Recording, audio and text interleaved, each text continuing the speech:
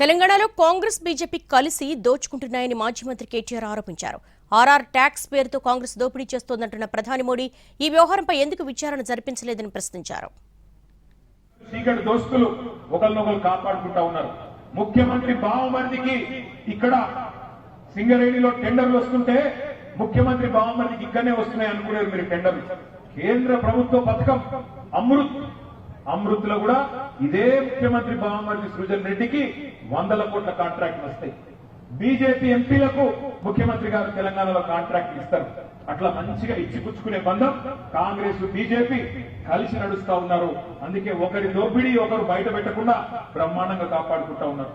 ప్రధానమంత్రి వస్తాడు ఢిల్లీకి వచ్చి వేరే మీటింగ్ లో చెప్తాడు, ఈ రాష్ట్రంలో ఆర్ఆర్ ట్యాక్స్ వసూలు చేస్తున్నారు. బిల్డర్ల కాడ, కాంట్రాక్టర్ల కాడ, సింగరేణిలో పనిచేసే కాంట్రాక్టర్ల కాడ ఆర్ఆర్ ట్యాక్స్ వసూలు చేస్తున్నారు అంటాడు. ఏంటిది ఆర్ఆర్ ట్యాక్స్ అంటే?